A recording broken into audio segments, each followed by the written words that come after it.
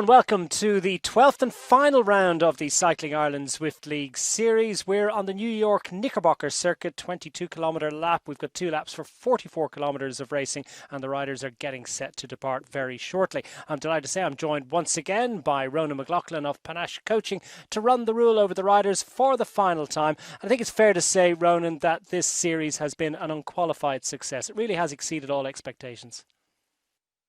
Yeah, it sure has, Declan. It's it's really taken off, and it was obviously something that came out of the negative around being forced into lockdown and coronavirus and all that. But the positivity that it's brought has just been fantastic, and we've seen week in, week out, countless riders getting involved, riders from different sports getting involved. It's been fantastic to see, so many of Ireland's top cyclists competing against riders who are maybe new to the sport and riders who are just trying out Zwift for the first time, and seeing everybody's level increase as we go through the weeks. And I think now when we look at the races every weekend, they're an incredibly high level across all the categories, because everybody's getting so proficient at racing on Zwift, and everybody's looking for these marginal gains that are out there. And it's really been a cloud, or a silver lining to the cloud that has surrounded coronavirus and that. And as we've been saying all along, cycling's incredibly lucky that we can have events like this virtually during this time.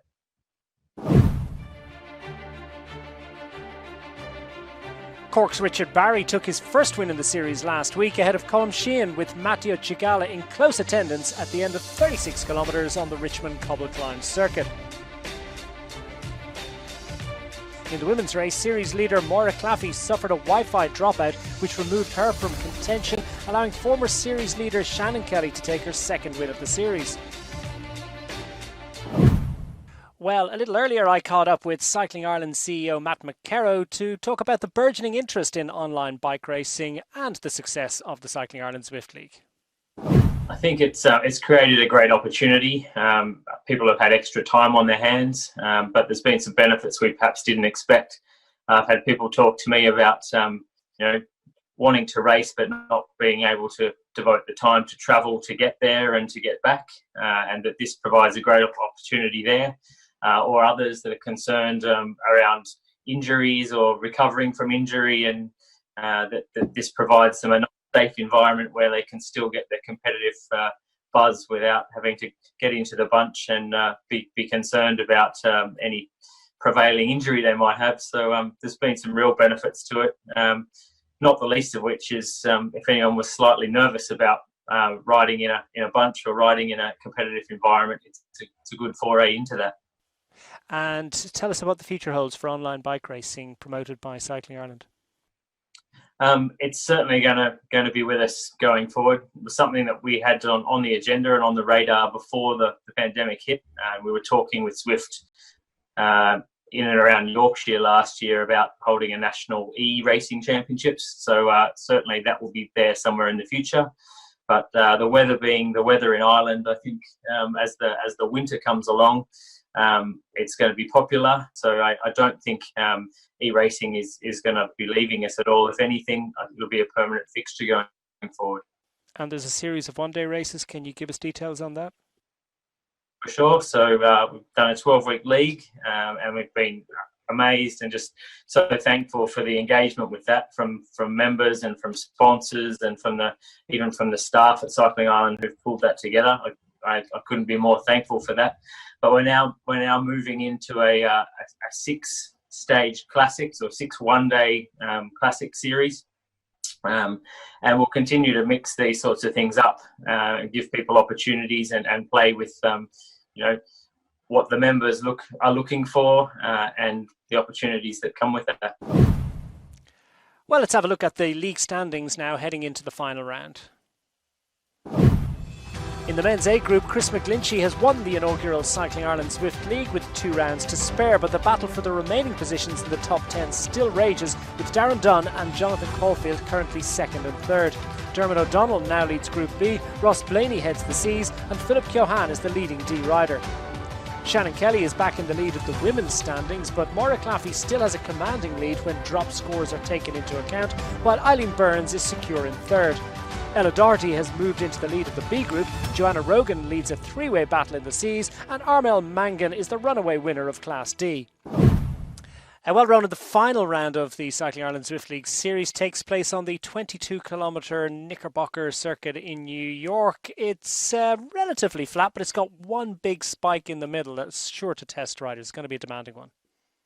Yeah, certainly. When you look at the profile there, that the KOM right around the middle of the lap is what sticks out. It's 1.5 kilometres at about 6%, but that sort of disguises the fact that it does kick up to, I think, 14% of the steepest pitch. So it's by no means an easy climb. It'll certainly test the legs of all the riders out there. But as we've seen, week in, week out, the racing's always ferocious anyway, and the rest of the lap, yes, is relatively flat compared to some of the courses we had, but it is constantly up and down and changes in gradient, and changes in pace, and that can be testing for the riders as well, and constantly trying to find your rhythm. And the fact that I think there's very little actually pan flat road just means that rhythm will be even harder to find in the race. There's about 12 kilometres from the top of that hill on the second lap through to the finish line. Will we see an opportunity maybe for groups to come back together? Certainly, yeah. It is a long way from there to the finish for anybody to be thinking of going solo. But I suspect that, much like we've seen in the weeks that we raced up Box Hill and other short climbs like that it'll be a small group of maybe 4 or 5 that come in towards the finish on the second lap if the action really kicks off on the KOM as we expect to see. But we've seen it in previous weeks where big attacks go in as soon as the road kicks up, but they're incredibly hard to sustain that kind of effort, and given this week that distance that you mentioned to get to the finish line is going to be even more challenging. So certainly a reduced group I imagine will come to the finish.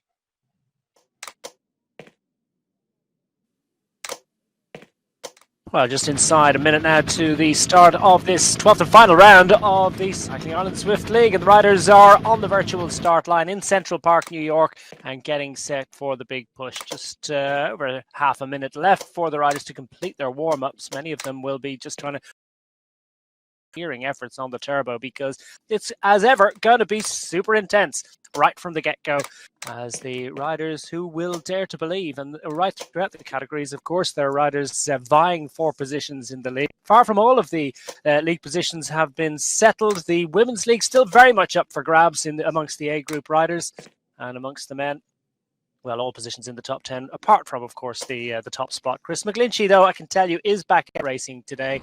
And Maura Claffey, too, is going to see what she can do about her reinforcing her strong position in the league, albeit she's 1 point behind Shannon Kelly at the moment, but she's got a string of wins, just needs to finish in the points today, I think. So she'll be hoping for a clean run through Central Park and across the 45 kilometres of racing. We're underway in the final round of the Cycling Ireland Zwift League as the riders vie for position in the early stages. We've got a rolling circuit, as we mentioned, Ronan, just ahead of the start there. It is a rolling circuit. It's by no means an easy one. The single climb seems to dominate the profile, and makes you think, well, you've just got to get yourself together for that climb, and then you'll be safely in the lead group throughout. But in actual fact, there are plenty of other little grippers that will test and draw the oxygen from the lungs. Yeah, certainly by no means easy, the course we have today, but that goes for pretty much every Zwift race. I don't think anybody would say they've ever experienced an easy Zwift race. So the action's always full gas in these races, and the course, yes, the course will dictate some of the racing on it, but it's really the rider to determine how hard a race is, and it's very rare that you see any rider taking it easy in a Zwift race.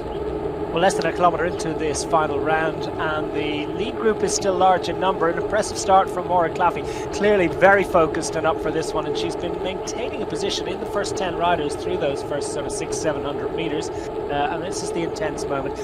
The first 5 minutes of the race, I mean, it's all about a huge number of getting the watts out, huge watts required to try and sustain your position in that lead group.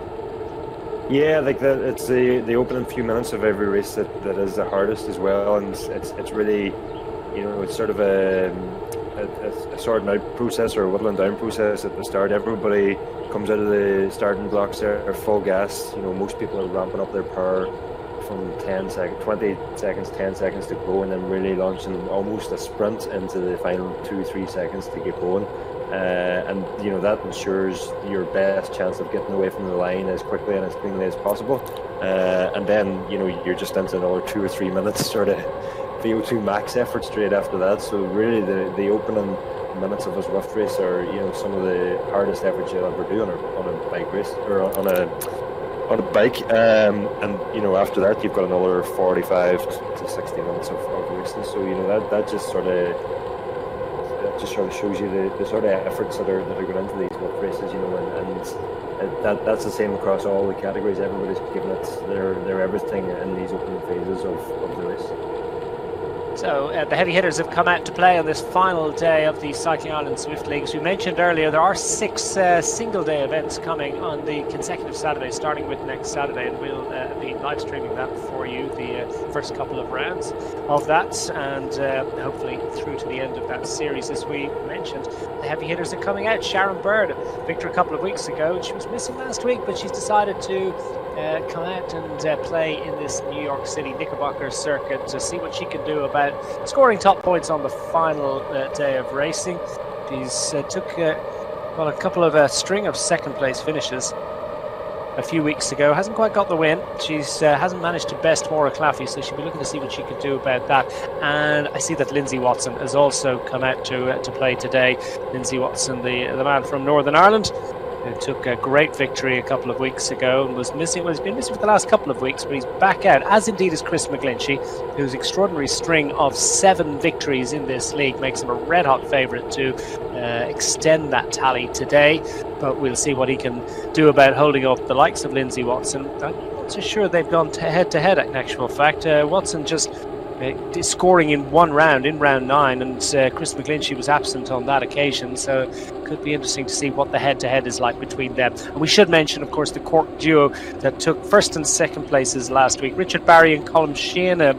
Bragging rights amongst the Munster County going to Richard Barry and St Finbarr Cycling Club on that occasion, ahead of Colm Sheehan from Blarney Cycling Club. But clearly they're in absolutely flying form, and will be interested, I think, in excited with the opportunity perhaps to take the scalp of Chris McGlinchey today. So he's certainly not going to have it all his own way. Matteo Chigala third last week as well, so it'll be interesting to see how he gets on. As we look at the towards the head of affairs, and Lindsay Watson and Chris McGlinchey, they know how to play this, and they're staying very close to the front. Yeah, they certainly are. They're attentive to any potential splits that could happen in this bunch. We can see that it is still a very, very big bunch, and that does run the risk of maybe a slight split opening and not being spotted until it's too late, and suddenly your race could be over because you're stuck in the gap between 2 groups. But certainly there, Matteo Chigala, you mentioned, was third last week, and he's one to watch for me this week. He seems to be every week just improving his form, taking another step forward, and he's very much on sort of a comeback trail, having missed racing last year, focusing more so on getting the Evo Pro racing team up and running, and sort of acting as a director sportif and coach for that team. But his performances here in the Zwift League have been improving every week, and this week's course would really suit him. Short, punchy climb, and likely to be decided in a small group sprint. And pretty much everybody in Ireland at this stage knows the kind of sprint that Matteo has. So certainly one to watch for today. Yeah, he is starting to come good, isn't he? The Navan-based or Meath-based Italian rider, who has, of course, scored pretty impressive results over the last few weeks. Up and down results, and as indeed has the course, depending on how the course went up and down. But he's certainly, as you say, coming into some good form, and is sustaining good form throughout this league. Has been Chris McGlinchey. He's not too difficult to pick out there in that red jersey. He's got the Tron bike. He's one of the most experienced Zwift riders in the world. Vitas Pro Cycling rider, just at the bottom of your screen now, tracking his fellow Ulsterman Lindsay Watson, who's not too far from the front and the head of affairs. And the groups are starting to split up. We got a sense of that. We were following Sharon Bird just a few moments ago, that people are starting to struggle, and it's starting to split up already. For all that we might have expected a big group to go to the bottom of the first hill, I think this one is typical Zwift fare. It's just all out from the beginning, and likely to split down the lines of those riders who can sustain extraordinary watts through the first 5-10 minutes of this effort. Yeah, and you can see here as well that the course is, you know, continually up and down. It's sort of there's very little climbing on the course, but you know, it's just the fact that it's always up and down and up and down does just upset your rhythm so much, and that's certainly when you see the sort of watts that have been laid down here is having the thinning out effect on this group. We're in the pain cave. Chris McGlinchey's nicely branded up, as you would expect from a man whose day job is as a marketing executive for Chain Reaction Cycles. Of course, they have the Vitus Cycles brand these days, and he's proud to wear those colours. He's sort of a full-time cyclist and a part-time marketing man. I think sometimes he does a hell of a lot of bike racing with the Vitus Pro Cycling squad, and he knows how to ride Zwift like no one else on planet Earth, and he's managing to stay near the front without ever quite going on the front, and that's the way to play it for as long as possible. He'll make his bid when he deems it the right time, but he's managing to sort of gravitate close to the front without getting on the front at the moment. Some other names close to the front at the moment: Lindsay Watson, as we've mentioned. Jason Kenny's produced some good point scoring results in recent times. You can see Richard Horton up there. Richard Barry, your winner last week, and Colm Sheehan, first and second last week, comfortably in the first 10-15 riders, or maybe it might be more accurate to describe that as uncomfortably in the first 10 or 15 riders, but they know they can sustain this effort for a significant amount of time, for all that it feels a bit painful as things currently stand. Colm Sheehan, we pick him out in the centre of that group, nestling in the group and close to the front and the head of affairs at the moment, putting out decent watts, but nothing that he can't sustain for an extended period of time. This will be the kilo to go, Mark, in another situation, in another lifetime, but we're in the virtual world of the Knickerbocker circuit on the New York City and in and around Central Park for the most part. I want to get those two heads off screen as quickly as possible and get back to looking at it. Wasn't it? That was kind of frightening, wasn't it? Yeah. Darren Dunn, another man's been going well of late. He's sitting second in the league. The man from Nina Cycling Club. We just got a quick flash of his camera facing him at the moment, and he looked as well as if he was well within his effort. And he's just rolling along at the back of the group, and the split has already occurred, and it'll be interesting to see just how far back that is. We'll have to get full details on that very shortly. But the man from Velo Revolution, Darren Dunn, looks like he's well content at the moment. That's probably the word with his situation.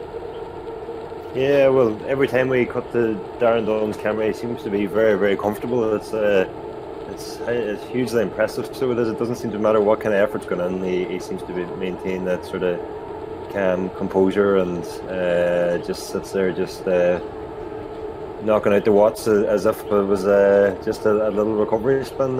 We can see him taking a drink here now. That gets obviously vital as well to keep the hydration up. The sweat rate is fairly high when you're in one of these Zwift races, and certainly, you know, most of these riders will be doing another session either today or tomorrow at some point, and you know, you potentially could get through today's race because it is so short without really fueling and hydrating properly. But you know, most of these athletes are sort of thinking ahead to their next session as well, and keeping the hydration and the nutrition up for that reason, so that they're, you know, that they don't completely empty themselves here and then, you know, pay for it for a few days afterwards.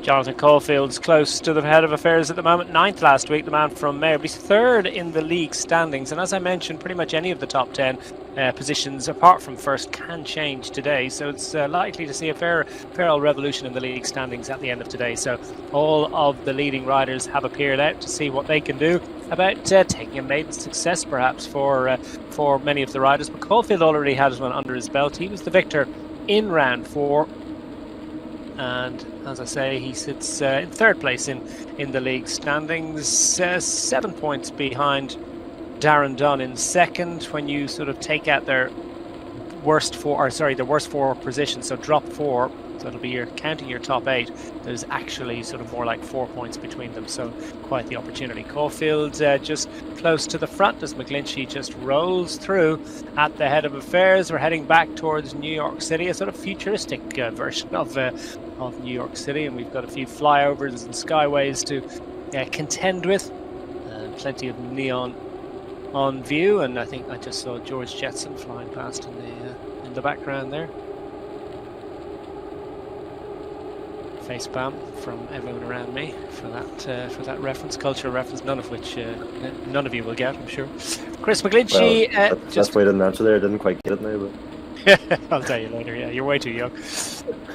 Chris McGlinchey out of the saddle, and it's important to get relief wherever you can possibly get it, and these riders have spent a lot of time in the saddle, and that's the nature of turbo training, isn't it? It's hard to get that relief. Interesting that McGlinchey, when he hits the bottom of this hill, he often goes to the front. He's happy to do his own effort. He is aware more than most of the reduced effect of the draft on the climbs, and he'll just could be making a bit of an effort here to try and thin out the group. 551, make that close to 600 watts at the moment. By no means is this an easy effort. Could be a little bit of a thinning out process going from Chris McGlinchey. He's already won the league. He's taken 7 victories. Maybe he wants to hit out early and see what sort of damage he can do to the group.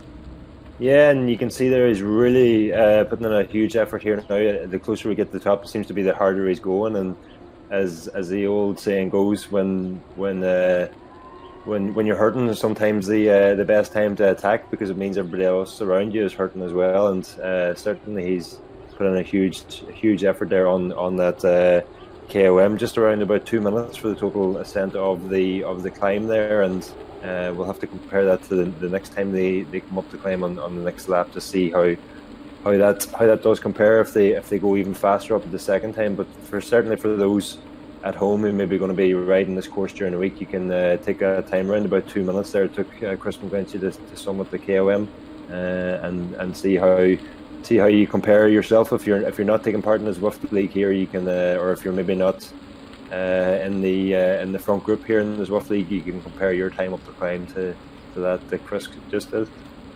Well, Emer Nichols, very strong rider who hasn't troubled the scores in the Zwift League, Cycling Ireland Zwift League so far, but she's decided to come out for the final event and see what she can do about taking maximum points, and this could have a bit of an effect on the Women's League. I should remind you, Shannon Kelly is of course leading the league by a single point, but of course Maura Claffey with those 6 victories and a single second place, and she's dropping no points at the moment, is in a commanding position on the points standings. Any sort of a points finish last week would have been enough for Maura Claffey to take the victory. Unfortunately, she had an electronical, she had a Wi-Fi dropout, and it meant that she wasn't recorded as one of the finishers of the penultimate round. Therefore, she's still got to do it today, so the nerves will be a-jangling a little bit, I think, in Dublin, where Maura Claffey is working away to try and ensure that she gets perhaps another victory, but more importantly, virtually any sort of a points finish will do for her. It's slightly more complicated than that, but I won't trouble you with the technicalities of it at the moment. Shannon Kelly knows that a victory is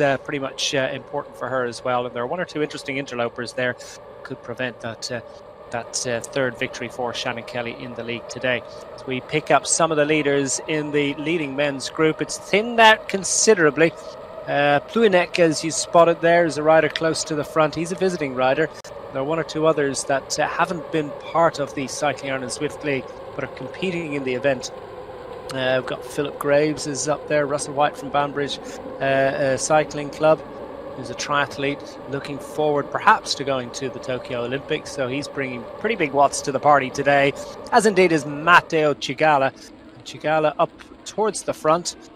Caulfield, Pluinek, as I've mentioned, Darren Dunn, Shane Dolan, Chris McGlinchey, of course, inevitably Richard Barry from last week. His timed his run, timed his form to absolute perfection. Lindsay Watson has a little bit of work to do, finds himself about 4 seconds back, and Jason Kenny as well. He's in a little group with those riders. Well, Jason Kenny's about 11 seconds back, so let's try and get a handle on this one. We've got about 11 riders up front, and that is the select group. We've got 2 riders who are frantically trying to get back on, and within 5 seconds of the front. They need to get there, and they need to get there quick. It's Alex Aria, who's a visiting rider, and Lindsay Watson, who I mentioned took the win a few weeks ago. And if Watson can get back in now, well, he's got some chance, but it's a dodgy moment, isn't it? And Jason Kenny, Philip Graves, Niall McCarthy and the rest, they're leading a group at 12 seconds removed from the front and from the head of affairs at the moment. So it's slightly worrying moments for those riders, because not only do they have to get back on, but they've got to go up that hill another time. Just 2 laps and 2 ascents, 2 climbs of this really tough hill.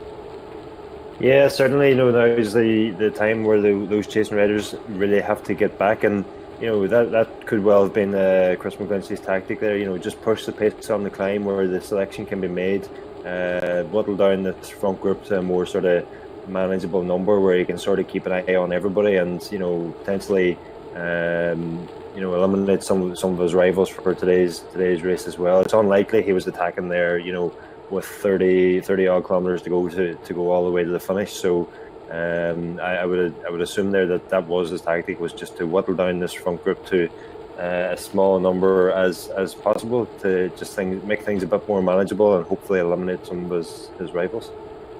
Yeah, he's certainly achieved that objective, hasn't he? And Chris McGlinchey briefly on the front as the rest make their contribution. It's a nice opportunity perhaps to take a drink for Chris McGlinchey and just gather his thoughts after that sustained effort, because I can tell you that Russell White has managed to get in there. Chris McGlinchey is just at the back of the group, Matteo Cicala and the rest, but Alexaria and Watson have been absorbed by the chase group, and they're now 23 seconds behind the leaders. So Caulfield, Dolan, Pluinek the visitor, Darren Dunn, Fergus Callaghan, Richard Barry, Russell White, Chris McGlinchey, the names to conjure with up towards the front.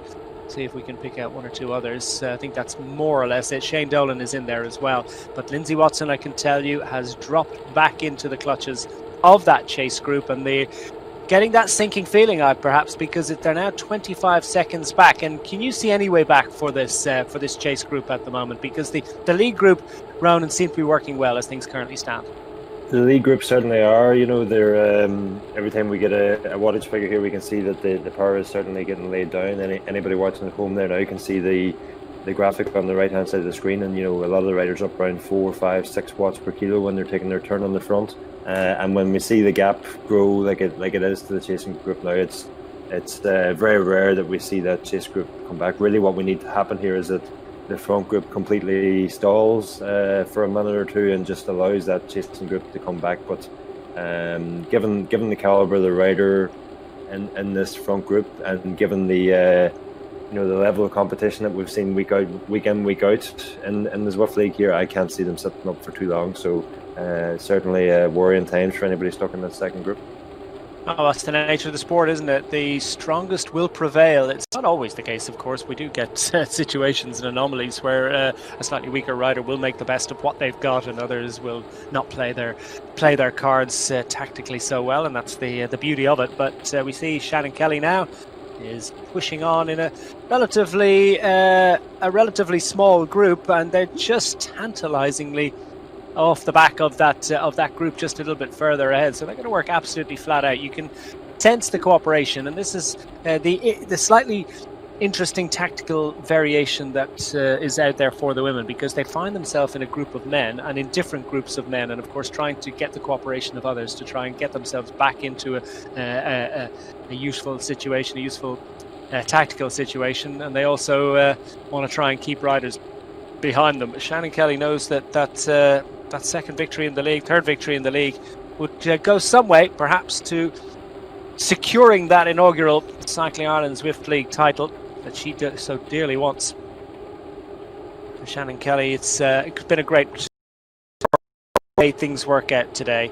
She has taken 2 wins in this league, 3 second places, 2 thirds already. A great and really consistent performance. But I think for her, after what was an illness affected 2019, she actually went to a triathlon in France and did some pre-event medical checks, just routine checks, and they discovered a blood clot in a major sort of artery, and well, that was a bit of a frightening moment, and she was off the bike and away from swimming and running for several months, and came back in around about October. So just to be out there racing at all, I think is well, a real thrill for Shannon Kelly, and she'll go into the triathlon season muchly buoyed, I think, by her performances in the Cycling Ireland Zwift League this year.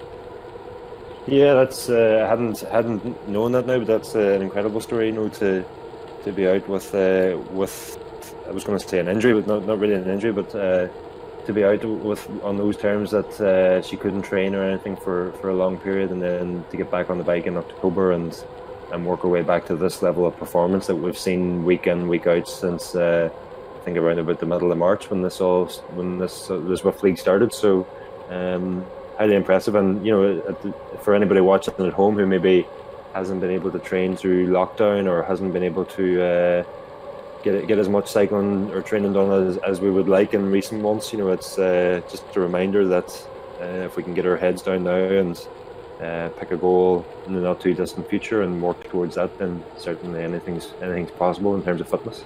Yeah, it serves so many different purposes for different riders, doesn't it, this Cycling Ireland Zwift League. Fergus Callahan has got loads of ghost riders around him at the moment, but I can tell you he's putting out some decent watts. He's 340, well, we did see it just a few moments ago, up around the 500 watt mark, and suffice it to say that's enough to keep him up and in this league group of what are we looking at, 10 riders now, so dropped a rider out of it. I can tell you Lindsay Watson is reporting that he lost his Zwift screen momentarily, so that might have, while he may have been recording his effort and he may have maintained his position in the race, he may just have lost a little bit of information and may not quite realise that group was heading away on the climb. So that was a disappointing moment for him, but he's still able to give us the news, and fair play to Lindsay for keeping us updated. But he lost his Zwift green, albeit momentarily, and he's in that chase group, that large chase group. I can tell you they're now 39 seconds back.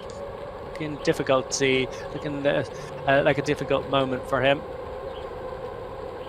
Yeah, certainly that gap seems to be growing and growing, and as we heard earlier, it's unlikely for them to close that down now at this stage when it is going in that direction. 10 riders up front. Jonathan Caulfield, Russell White, the triathlete, and it certainly has been embraced by the triathlon community, this series, hasn't it? It's been wonderful to see, and he is a new addition really to the ranks of the leading runners this week. Russell White, but going very well indeed. Fergus Callahan, Colm Sheehan, Jonathan Caulfield, Shane Dolan will be thrilled, I think, with to have made this early selection. What's going to happen second lap round? We've still got a long way to go. It's still, just under 27 kilometres remaining from the 45 kilometres of racing today. So we're still not quite at the halfway point. Up one of these little grippers, and they'll all serve to draw and a little bit of strength from the riders. Another match burned. Another few watts that won't be available to them at the back end of affairs. Chris McGlinchey safely nestling towards the back of the group at the moment, but they're working well together. Plenty of cooperation, and that is required. And all of these riders, indeed experienced Zwifters, they know precisely how to measure that effort, so that when you reach the front, by the time you reach the front, you're already off the gas and waiting for the arrival of the next rider up towards the front.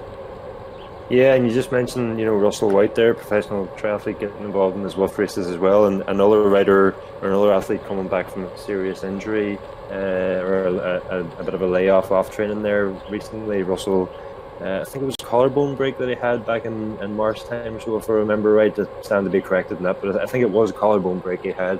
So has missed out on the most of the league here, but we can see today is certainly coming back in good shape and in the thick of the action today. Emmett Dunleavy is a man who knows how to ride a bike, but he's a pretty good runner as well. He's recorded some extraordinary times over 5 and 10k, and Emmett Dunleavy has made it into a useful group. He's not up at the front at the moment, not 100% sure just what his remove is from the front, but he just has clearly got the hang of Zwift, knows when to take a break. Radiant starts to intensify once more.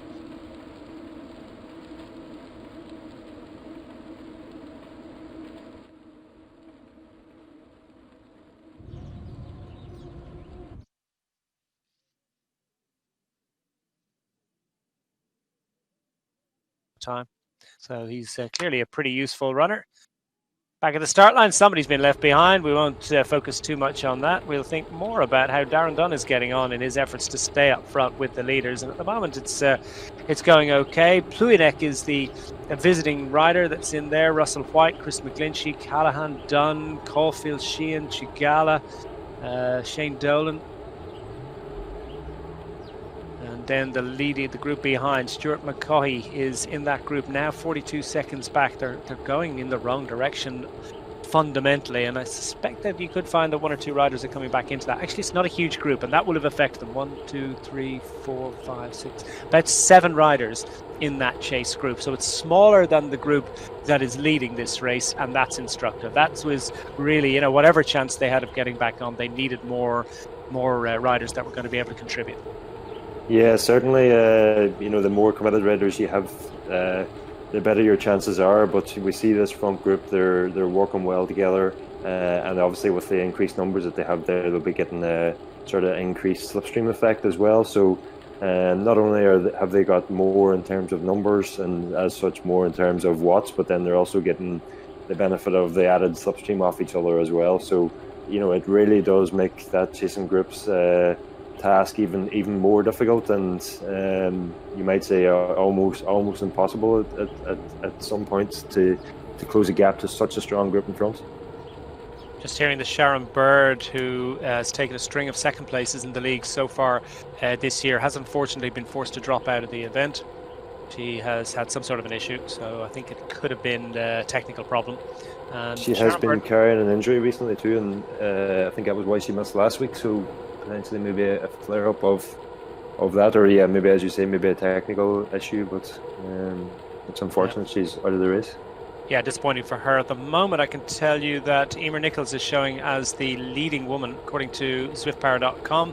She is in a group at 2 minutes and 29 seconds from the very front of the event, and she's got an advantage of over half a minute on Maura Claffey. So Maura Claffey in a relatively large group, but still with about half a minute to find, a little bit more than that indeed, to get back on terms with the leading rider, Emer Nichols. Absolutely flying at the moment. Shannon Kelly, I should say, is just under half a minute behind that Claffey group, and that is instructive. Kelly needs to score, but more importantly, she needs Maura Claffey to have a problem. Any sort of a points finish, I think, will do for Claffey today. So we keep tabs on that one. At the moment, it's going the way of Emer Nichols among the leading women riders. As we look at the rider third on the road today, as they work their way through Central Park in New York City. Shannon Kelly has plenty of top roadmen around about her to assist her in her efforts to close a gap of just under half a minute to the rider who has dominated the league since she arrived in it after 3 or 4 events. Indeed, Shannon Kelly and Maura Claffey are good friends. They're training partners. They're part of the same training group, and they get on very well indeed, and they have quite the banter, I think, around their performances in this league. So they'll be chatting about it afterwards, but not chatting about it right now as we pick up on Claffey, running second in the women's group. I wonder if she's taking it a little bit easier on the technology this week, slightly less watts, and hope that it doesn't drop out on her like last week. Is that what happens? Is it you pedal too hard, you blow up the internet? Yeah. Possibly, yeah. Well, certainly some of the watts that are getting laid down here on a weekly basis, would put any laptop or router or Wi-Fi or whatever under some serious pressure. Well, indeed. There's 230 watts on the rest at the moment from Maura Claffey riding in the wheels and riding along at a virtual 50 kilometers an hour on what's sort of fundamentally a flat road, no real gradient gain, so that tells you a story, doesn't it? They're absolutely flying. And we can see that one of Maura's huge strengths is that she's able to get herself into a really high running group on the road, and this week she's slightly becoming a victim of usually what she's dishing out to others, and that she's trying to get on terms there with Emer Nichols, who is in another strong group just slightly ahead of her on the road. So a slight turn of the tables this week. Yeah, I mean, she won't be adding to her total unless she I think she needs to score second or better. No, she's running second at the moment, so she certainly will be adding to her total, but well, fundamentally she needs to get there, get to the finish line, put Shannon Kelly behind her, and hope that other events go in her favour. 22.1 kilometres remaining. That tells you that we are now on the second of 2 laps, the final lap, and they'll face that final climb, which is not particularly long, but it is particularly intense. It's 6.4% average and 1.4 kilometres in length, so not the world's longest climb, but it's got sharp little gradients of approaching 17%, and that's what a lot of the riders are going to be thinking about right now. Up front, amongst the leading A riders, the leading A male riders, well, Darren Dunn on the front, Will he still be on the front when they hit that climb? The summit of which is reached with around about 12 kilometers remaining in the bike race. So still a way to go before they reach the bottom of that climb. And the riders are just going to continue to work to eliminate the opposition. For what it's worth, the gap between the leading group of 10 up front and the first of the chasers behind is now showing at 43 seconds, so could well conceivably be coming back for those chase riders. They might well have an opportunity to close the gap, but will they get back on terms before they hit the climb? And if they were to get back on, what would they have left for that climb? It could well be, get a sense from Darren Dunn that he's not exactly flat out. For him, 255 watts is just a ride to the shops, isn't it? To the sort of numbers that he can put out. 142 I'm not even sure if he's on a bike there. Looking at him, he's that comfortable. It looks like he's going very easy on a stepper machine or something. It certainly doesn't look like he's in the middle of his Zwift race. Anyway, he's that composed. Yeah, he certainly has a pretty good race face, doesn't he? Yeah, I don't think he's spoofing though, because his heart rate would suggest that it's not hugely intense by his standards, and he's got a lot more watts to bring to the party. He's going to need them once they reach that climb. Like the climb, as you said, it's not the most challenging of climbs, but we can see we've got a front group of 11, is it, that we say that we had here, and that damage was all pretty much all done on the last ascent of the climb here.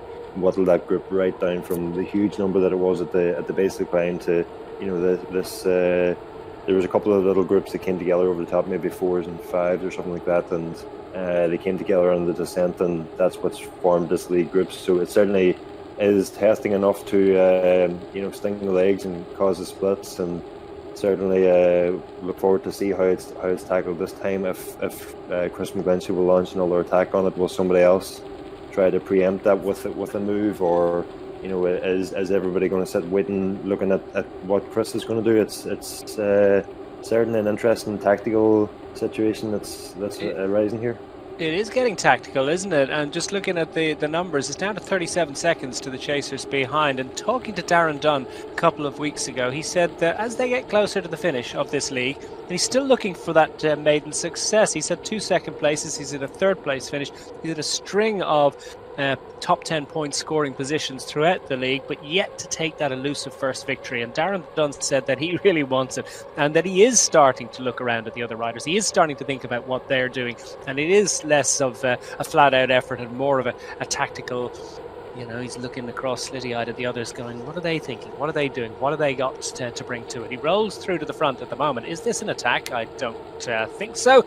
But it is, I think, an interesting situation developing. Down to 31 seconds to the chasers, so it's going in the right direction for those that would get back on terms, who I can tell you include Luke Joyce, Stuart McCaughey is amongst them, Jason Kenny trying to get back on, Richard Horton as well.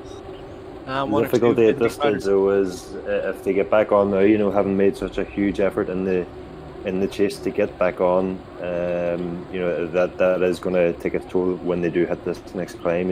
If that chase group is going to regain contact, or if they are closing the gap, it will largely be in part due to the fact that the front group will have backed off a bit, and as such they're getting that opportunity to recover, while at the same time those in the chase group are still having to ride pretty much full gas to close the gap. So that sort of exaggerates the difference again for the next time that we had to climb, that the sort of on paper at least, or in terms of today's race at least, the stronger riders in the front group are getting to recover, while the riders who suffered the last time on the climb are having to go even deeper. And that it probably just means that by the time they get back on again, we could see the exact same situation unfold after the climb the next time.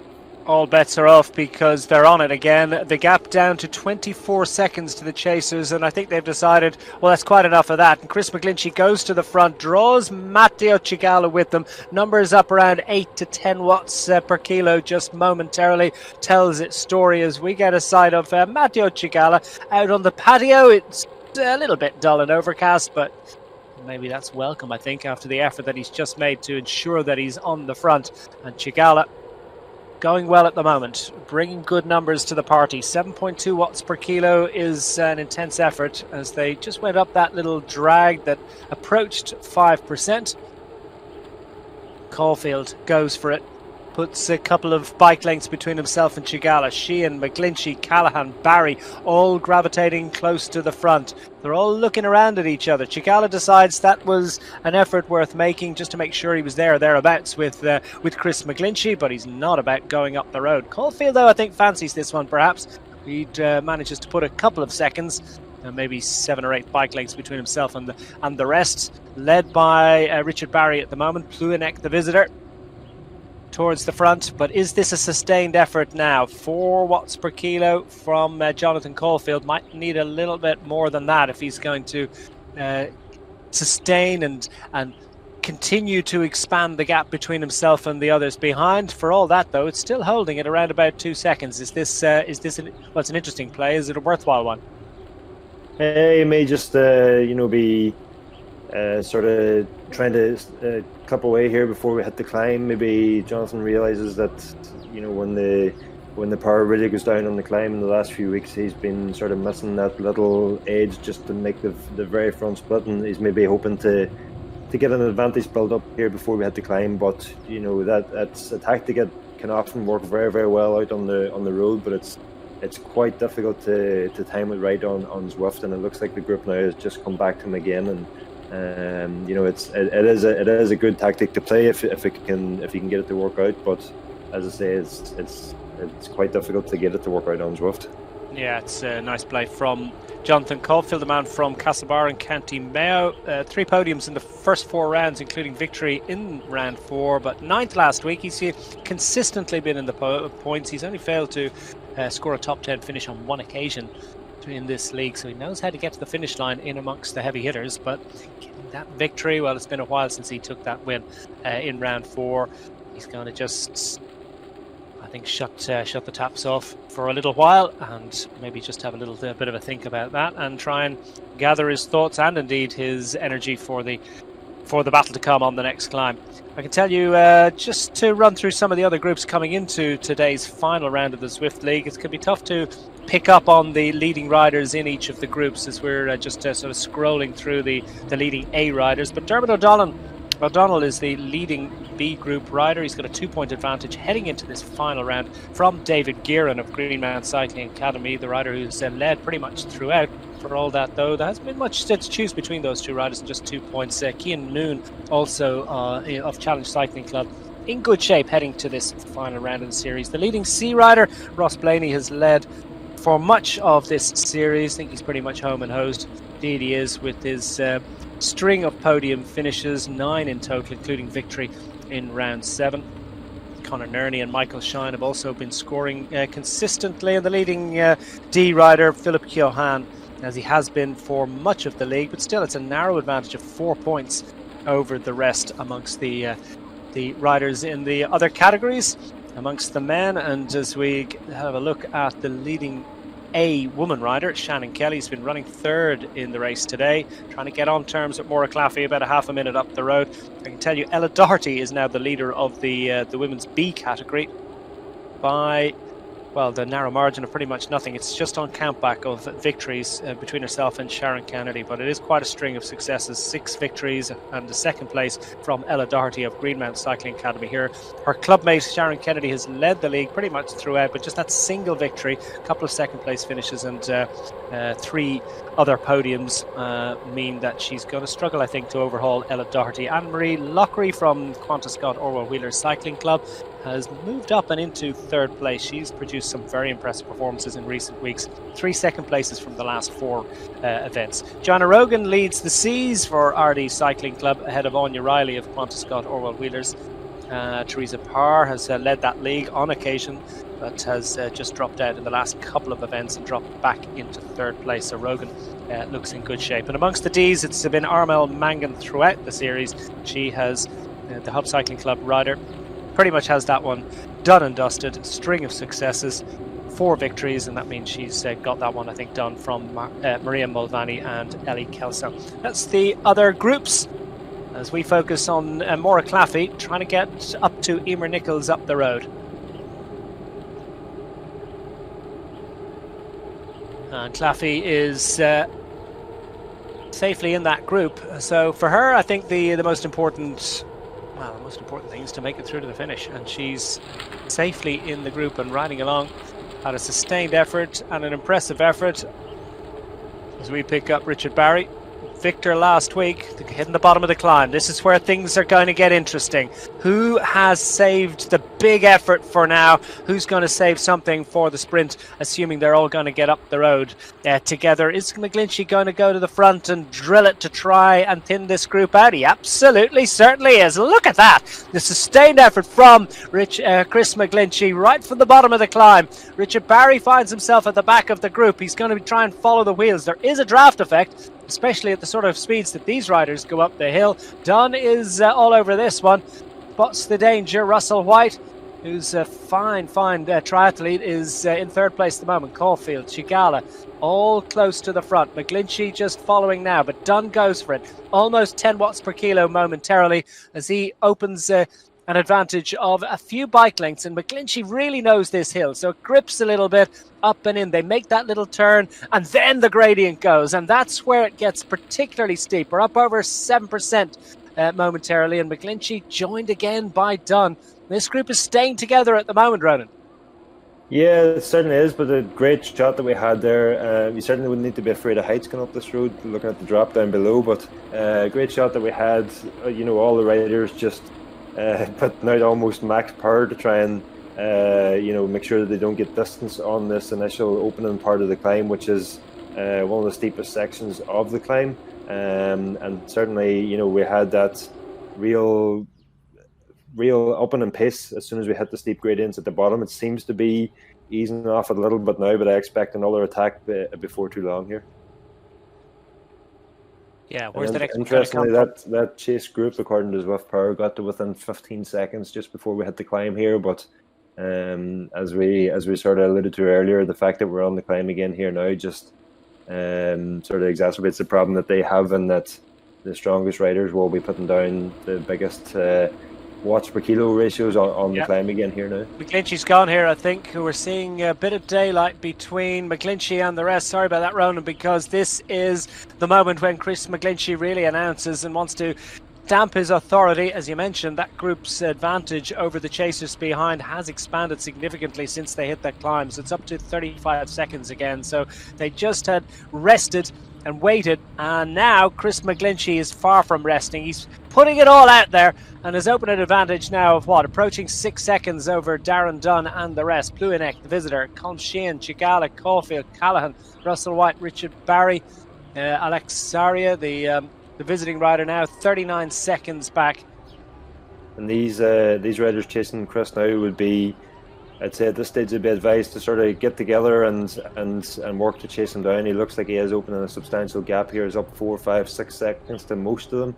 Darren Dunn trying to make his way across, but just for interest's sake there, 15 seconds quicker Chris went up the climb in this second lap compared to the first lap from the two timing points that I was using there. So that just shows you, as fast as they went up it the first time, splitting the group to pieces, they've gone even faster the second time up it. It's a long way to the finish here, and we've seen this before, and we've wondered whether Chris McGlinchey would fancy his chances of maybe soloing it in. He's one of the best sprinters in the world of Zwift racing, but will he be minded to try and solo home a time trial from here with 12.5 kilometers remaining? Doesn't look like that's going to be the case. He's just going to take, is he going to lead them up over the top of the hill? Just throttles back and allows Colm Sheehan to overtake him close to the finish line, but with the descent to come, I think Chris McGlinchey will be comfortable that little show of strength will perhaps have frightened a few riders. It's certainly made a lot of riders suffer. And Richard Barry, I think, has lost his position at the front of the head of affairs. He's showing now at 17 seconds remove, and that's cost him. That's cost him dear, that climb.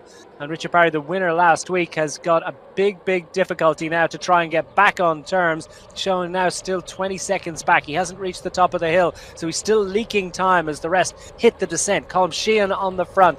The leading group now whittled down to 9 riders over the top of the climb, and Sheehan is visited by Caulfield. That rider showing in third place is showing as disqualified on Zwift Power. He's a visiting rider in any event, so wouldn't have counted for points. Colm Sheehan, Chris McGlinchey, White, Callahan, Dunn, Chigala, Pluinek. That's your leaders at the moment. And Barry now still 21 seconds back. He's going to struggle to get back on. He is going to struggle at this stage. 21 seconds, that gap's only going to go one way. And for Richard now, I think it's a case of trying to stay ahead of the chasing group behind, more so than trying to get back to this front group. It would take something really special to reconnect with this front group. But interesting move there from Colin Sheehan. You've seen him going just as we sort of crested the climb on that sort of short plateau that we had at the top, and quite often that can be a great place to attack as well. Just as everybody is at max heart rate and max effort going up the climb, and it flattens off and everybody's sort of thinking about, here's a great opportunity just to ease off a little bit. If you've got the legs to make a move there, that can sometimes be one of the best places to go. Unfortunately, it didn't work out for him today. He's been rejoined there by this chasing group, but obviously in some good form and feeling quite good today if he was able to make a move at that point. Colm Sheehan's in good shape, isn't he? Second last week, second to Richard Barry, who finds himself 26 seconds in arrears now. Could be good news for Sheehan, but he's got the considerable headache of the reappearance of Chris McGlinchey in the league this week. And Russell White's going well, isn't he? The Banbridge Cycling Club triathletes with designs on Tokyo 2021. Well, right now he's focusing on Cycling Ireland Zwift League 2020. And what an interesting addition he's been to the list of favourites this week. He's clearly on good form. He's clearly, are we going to describe him as comfortable in this group? Well, putting out Watts that have put himself into this. As comfortable as anybody else, we'll put it that way maybe. Yes, he shares their level of uncomfortableness. Yeah.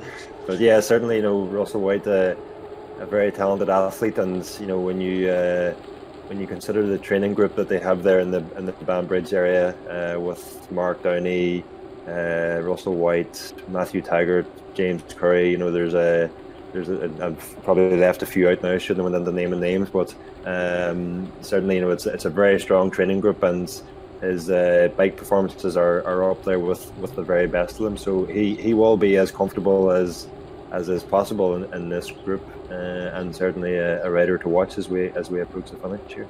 Yeah, beautiful roads up around Banbridge and County Down, and tough roads too. I mean, it's just going up and down constantly, isn't it? There isn't a flat road around that neck of the woods, but wow.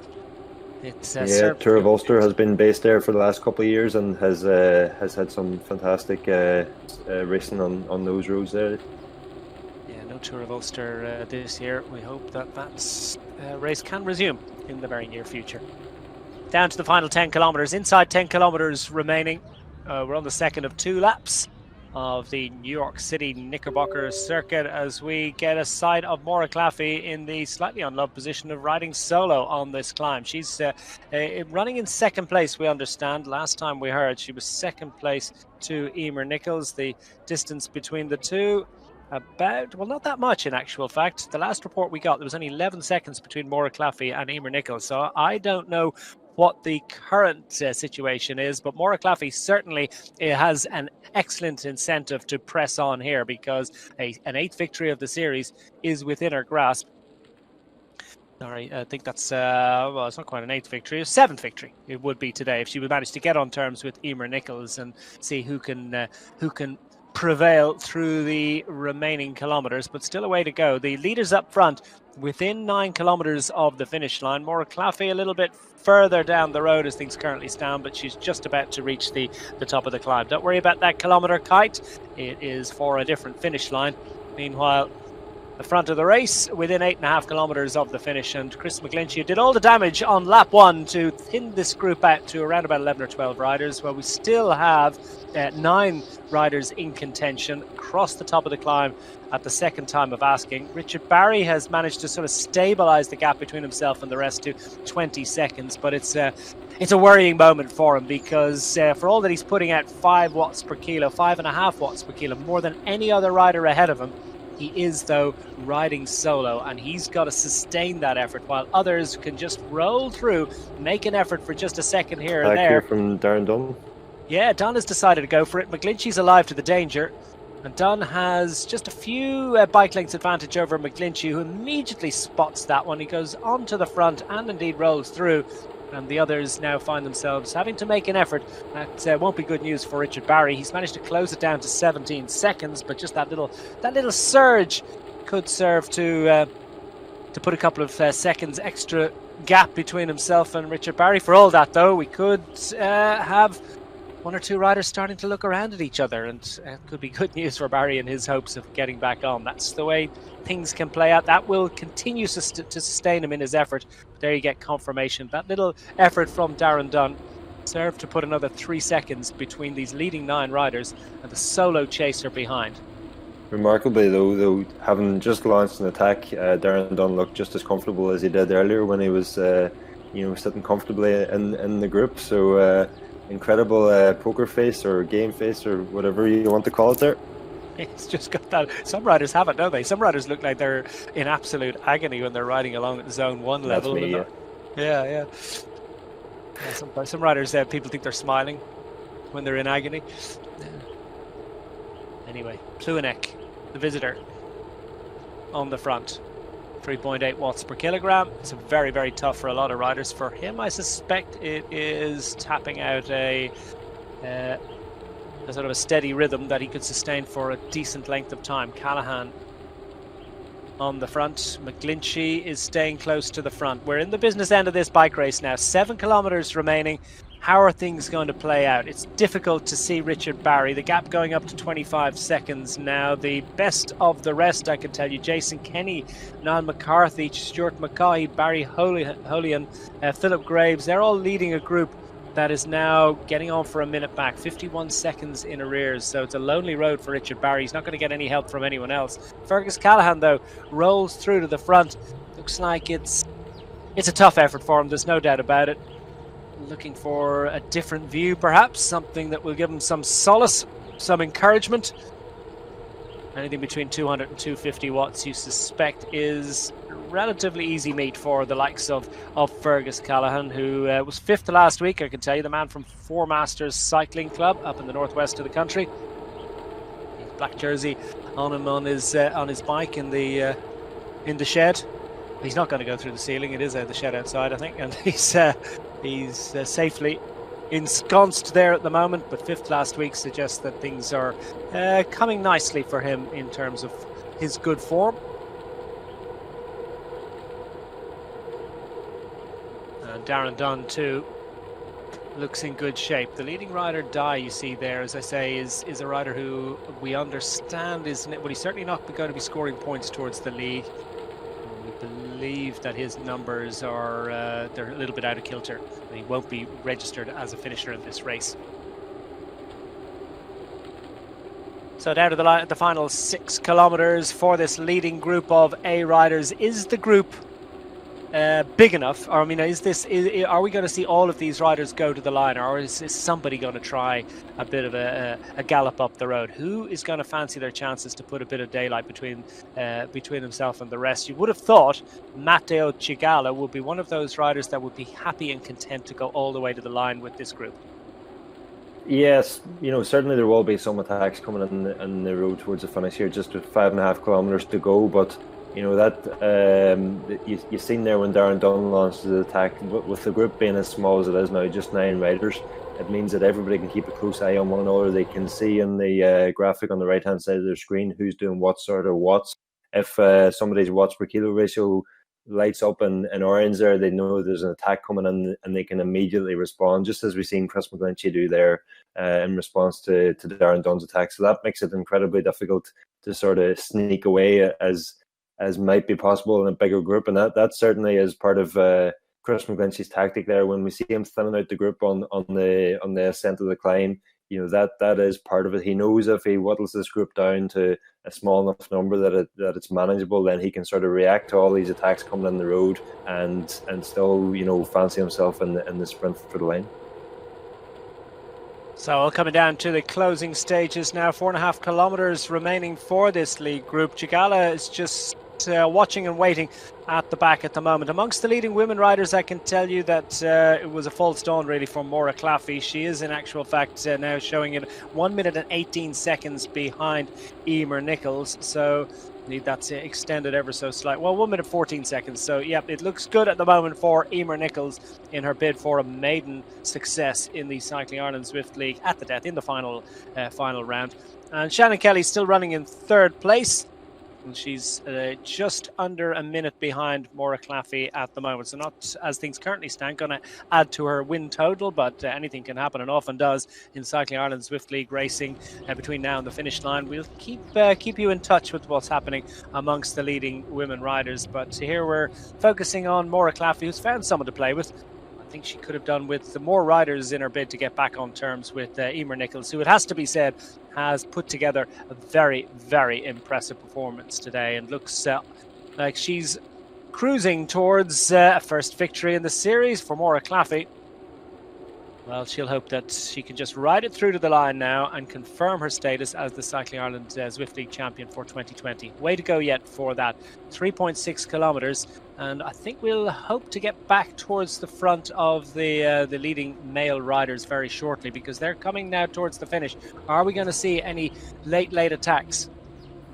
I certainly would assume that we will. Just on the leading ladies there, incredibly impressive performances from Maura Claffey throughout the series, and an incredible performance from Emer Nichols today. To take the win on today's race and to take the win overall from the two of them there. They've been certainly Maura's been the standout performer across the whole league. But as we see here, Emer Nichols now on our screens with the rider camera here, even more impressive that she's doing it on a time trial or a triathlon bike. We see her drop down now into the aero tuck position, and there is a bit of a trade off in the aero tuck position, that when you drop down there, that you might get more aero, but you have a drop off in power, and certainly doesn't seem to be causing her any problems today. Inside 3 kilometres remaining as Chris McGlinchey just rolling along with the back of the group. Matteo Cigala is thereabouts. They are the big favourites when it comes down to a sprint. Are they going to be watching each other? Will there be an opportunity for a late attack from one of the other riders? Colm Sheehan finds himself in the slightly unloved position of being on the front of the group, indeed with an advantage of just over a second. Is this a late attack?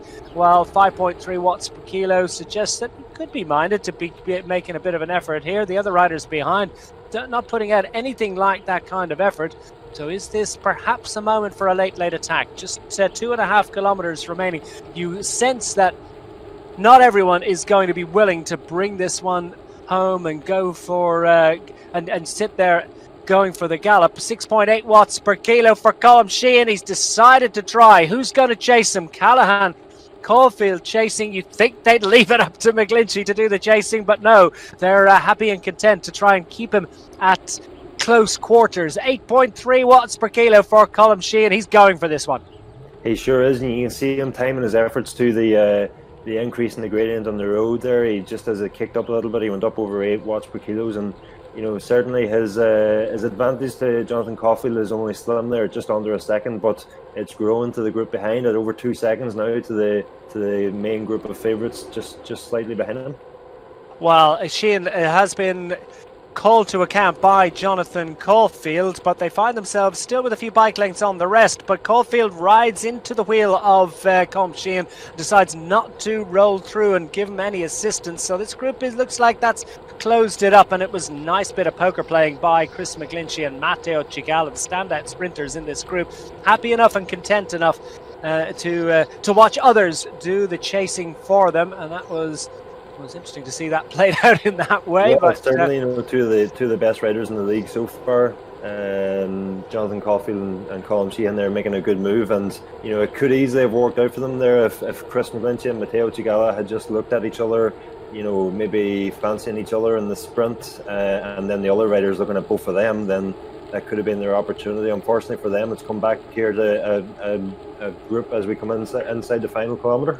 Inside and under the kite and heading for glory. 850 metres, less than, to the finish line. Darren Dunn in that unloved position on the front of the group. Caulfield, Callahan and White want to make sure they're close to the head of affairs. McGlinchey happy to come with a run from 6th position at the moment. Sheehan's picked up the wheel of the man who's taken 7 victories already in this year's Cycling Ireland Zwift League. Cigala's coming from behind. 9.2 watts per kilo. Looks like he was just about to launch there. Perhaps he just dumped on the pedals momentarily, but it's because Cigala's staying in the wheel now of Pluanek and McGlinchey. Going to come with a run from behind. Chigala fancies the man in the blue jersey, just rolls through in front of the man in the red jersey, the Venus Pro cycling rider that is Chris McGlinchey. Well, as soon as the lights go red, that's them gone. Yep, 250 metres, and it's McGlinchey on the front. Chigala isn't going to get on terms from here, surely not. It's McGlinchey who has a gap of almost half a second. Will he have the time to get there as they roll through to the line? Inside 100 metres remaining. McGlinchey out of the saddle, through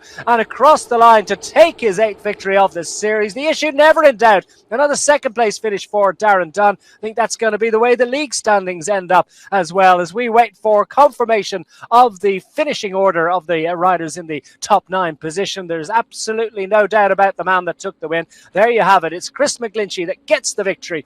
Fully 1 second clear of Darren Dunn. Matteo Chigala gets up for a second successive third place finish. Pluanek, the visitor, in 4th place. Then Callahan, Caulfield in 7th. Russell White, Colm Sheehan, and Richard Horton at the outside of the top 10 at the moment. Well, that's changing because we've only 9 riders through and across the line. And of them, the first to bring it home here in New York, well, Chris McGlinchey, no doubt. Yeah, certainly, another incredible sprint there from Chris McGlinchey. He had not only timed it perfectly, but positioned himself perfectly in the group as well. And, for all the talk about the sprint rivalry between Christopher McGlinchey and Matteo Chigala, it was Darren Dunn that came up there and really laid down the watts in the final couple of 100 metres and was in for second place. And as you said, closely followed by Matteo Chigala. But, incredibly exciting stuff there as we went into the final few 100 metres. It was all up for grabs and another exciting sprint finish. Yeah, it was exciting stuff, wasn't it? And impressive stuff indeed. Darren Dunn, well, there's nothing he could do about Chris McGlinchey, but so impressive. Okay, hopefully we can get a look at the replay of that finish. And McGlinchey knows how to play these finishes better than anyone else. Had it all done and dusted long before they got to that final 100 metres. It's all about getting on the pedals first, isn't it? Yeah, certainly. That's what I was just saying there. Watch for the lights lighting up, or the watts per kilos lighting up in red as the watts get laid down. But really, if you wait for that as your trigger for when to launch your sprint, it's almost too late. The rider has the jump on. It's very much like sprinting on the road. If you're the rider in front and the person behind you gets the jump and they're alongside you doing max power before you recognize that they've launched their sprint, then you're fighting an uphill battle immediately to try and get back on terms. And Chris is able to, being the Zwift racing specialist or the Zwift racing expert, whatever way you want to put it, that he is. He knows exactly when to launch the sprint. He knows from how far he can go and sustain that power all the way to the finish line. And he usually times that very, very well and just has the watts to match his timing. Well, 1 victory recorded, and that's gone the way of Chris McGlinchey, who's going to get the leading woman prize today. Emer Nichols, the Celtic Queens, is looking good for glory today. An advantage of well over a minute heading into these final few kilometres for Nichols as she's on the tri-bars. Yeah, and that's what I was just saying there earlier before we come into the final kilometres of the men's race is, on the road, the aero position is an advantage because you're, providing less resistance or picking up less of the wind that you're hitting. But there is a trade-off in terms of power that you can put out, and obviously she's not really getting the aero gain on Zwift here or on the indoor trainer, but she's still able to put out enough power to carry herself to the win here today. And as you can see, they're into the final kilometre as well, so very, very close on the heels of that leading men's group. Yeah, it's an impressive performance, isn't it? That's remarkable stuff from Emer Nichols. Nee Mullen, of course, is another triathlete of some renown, professional triathlete from Port Stewart in the northwest of Northern Ireland. And Emer Nichols, as she is these days, a full-time triathlete and is a rider who has arrived in this series and is going to make it 2 Ulster victories in the A group today. Chris McGlinchey from Belfast is going to be joined very shortly on the virtual podium by Emer Nichols, who's just going to roll it through in this group to confirm her status as the leading point scorer. Top 10 or 10 points are going to be contributed to her total, and albeit she hasn't been part of the league so far, so it's been a great arrival into the series for Emer Nichols. What a super strong rider she is. You know, it just certainly shows you the talent that some of these top triathletes have. You know, you can see how comfortable she is there on that triathlon bike. She's able to chop and change between hand positions very, very easily, and now she's just sprinting for the line on those base bars. Well, that's it. A relief at last for Emer Nichols. She's confirmed as the winner of the Cycling Ireland Zwift League final round, this 12th and final round, as we wait for the arrival of Maura Claffey. And we will watch this through to the finish line, because Claffey, should she bring it home in second place, will be confirmed, I do believe, as the winner of the Cycling Ireland Zwift League for 2020. Chris McGlinchey already the victor heading into this final round. Indeed, he had taken the victory with 2 rounds to spare, and he's now made it 8 wins from 9 visits to the league. With impressive stuff. Maura Claffey has got 6 victories in the league to go with a second place finish from round 4. She's going to bookend her visit to the Cycling Ireland Zwift League very neatly indeed by making it another second place finish in the final round. And Maura Claffey just has to make it through the final 1,000 metres, and she'll be confirmed as the inaugural Cycling Ireland Zwift League champion and the rider from Dublin, formerly of UCD, now with the Brother on Form squad, the Team on Form presented by Brother. I'm not exactly sure how that's titled. I think it's something along that lines, but it is a leading squad on the road in Britain, and she's looking forward to resuming her road racing activities very shortly. But I know she's really enjoyed this Cycling Ireland Zwift League. Stage win and second place in the Tour of Oma in 2019. Some standout performances from her.